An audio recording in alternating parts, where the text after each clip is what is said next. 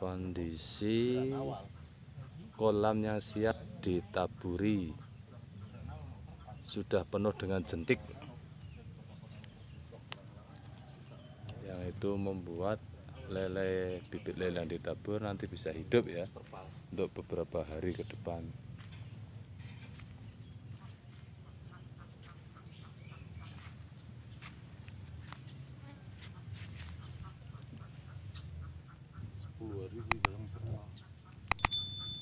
Dengan ukuran 34. Ukuran 34 Pak ya? Iya. Ini benih ukuran 34 ya, yang siap ditaburkan di kolam pembesaran. Ya. Terus Kenapa dikasih ini, kok dikasih daun? Fungsinya apa ini Pak? Satu untuk antibiotik, ini daun pepaya. Jadi untuk antisipasi kebenturan-benturan ikan tersebut itu tidak luka parah. Oh gitu ya. Jadi fungsinya daun pepaya ini satu antibiotik, yang kedua mengantisipasi meredam benturan ya, biar tidak luka.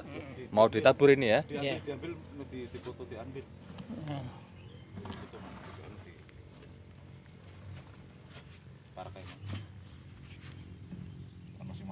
Wah ini ya, nggak ada yang mati ya, segar.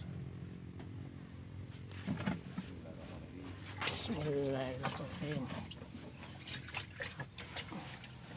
Berapa ribu ini ekor? 2000 ekor. 2000 ekor ya.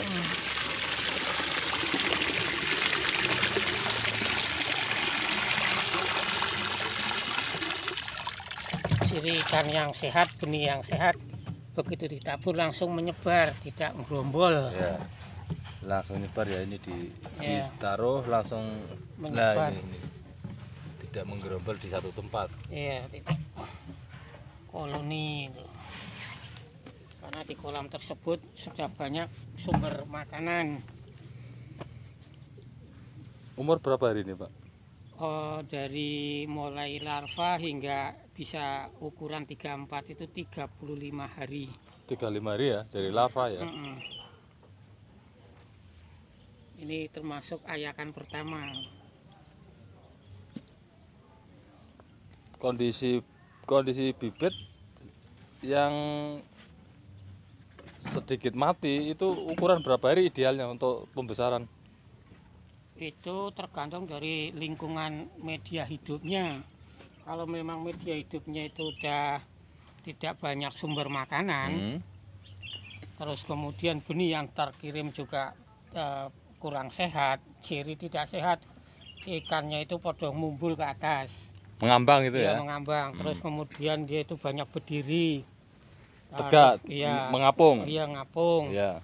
Terus kemudian gerombol, itu ciri-ciri ikan yang tidak sehat. Tapi kalau yang sehat, gerakannya vertikal, semacam kayak ini yang sudah ditabur. Oh iya, iya. Gerakannya vertikal ke atas ke bawah, bukan itu.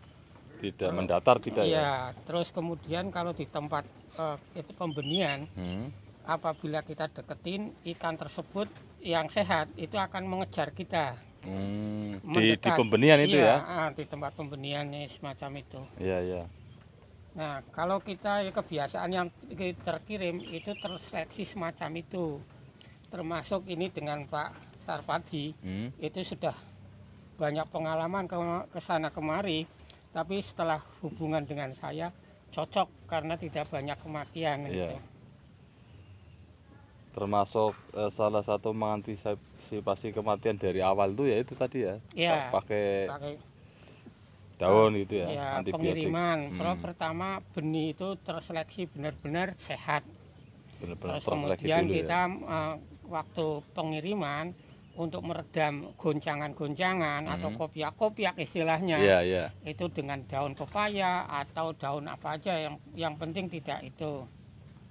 Ini dengan sistem pengiriman pakai jerigen, tidak menggunakan plastik yang kasih oksigen. Walaupun jauh, kita harus pengiriman yang pagi banget. Bila perlu kalau musim agak panas itu kasih es supaya ikan itu tidak dikasih es ya, biar tidak terlalu panas. Makanya ini pengiriman memilih pagi hari ya, pagi hari menghindari panasnya matahari. Gitu. Dan kedua, apabila di tempat penaburan medianya sudah siap, banyak ciri, banyak ada makhluk hidup yang sebelum kita tadi tabur itu ya, plankton itu ya, atau jentik-jentik itu ya. Jentik-jentik. Nah, biasanya kalau tidak ada semacam itu, air ada yang model terpal, lalu begitu tabur umur 1 minggu atau 10 hari, itu kena penyakit. Satu, moncong merah, terus kena parasit, jamur. Nah itu terus ikannya itu akan ngambang, gerombol, ngambang, nafsu makan kurang. Nah itu mengantisipasinya ganti air total, ganti yang bersih, yang jernih, yang bersih pokoknya gitu. Terus dikasih interflock ya juga boleh, pakai daun sirih juga boleh, daun pepaya itu juga boleh, tetes tebu juga boleh. Nah, biasanya kalau yang di kolam-kolam terpal, apabila kena air hujan langsung, sifat air hujan kan asam. Iya, mengandung asam. Makanya itu harus perlu dinetralkan. Kalau yang orang yang pakai teori biasanya ditabur dengan garam. Tapi kalau yang di alam bebas kolam kayak gini, walaupun kena hujan, enggak apa-apa. Enggak apa-apa ya, sudah ada penetralnya dari alam ya. Iya, karena sudah ada netral dari alam itu, dan bakteri-bakteri itu sudah diurai oleh itu. Ya, itulah cuma sekedar sekelumit itu aja. Berarti bibit awal yang sehat itu sangat menentukan ya? Iya, itu sangat menentukan, luar biasa. Jadi untuk media terpal dengan alam itu memang lebih mendukung yang alam. Yang alam ya.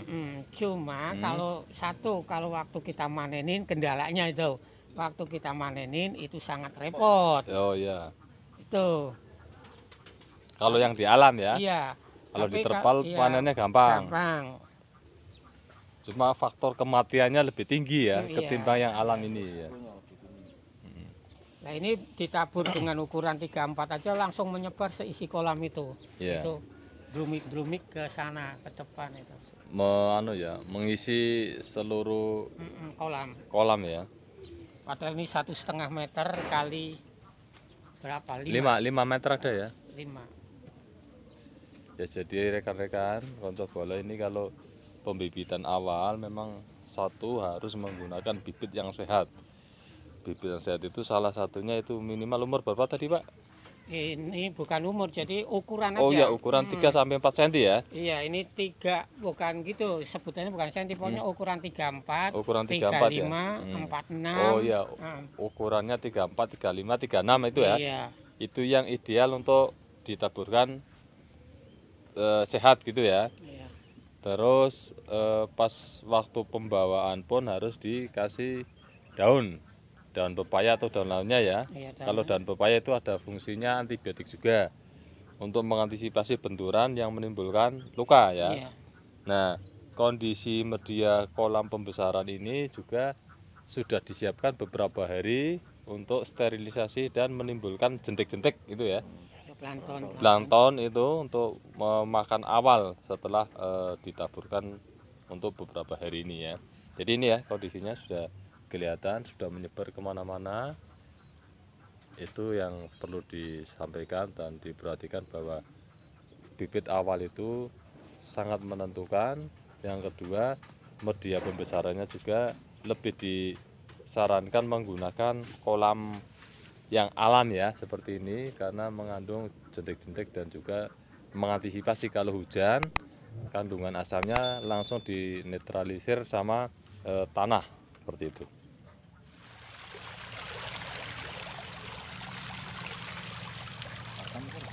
Kapan?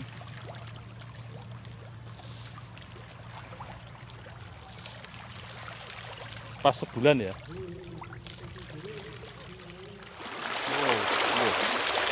Mana loh?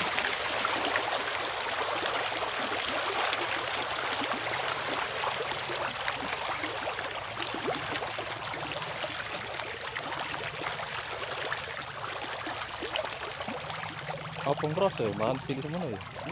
Terus makan pilih.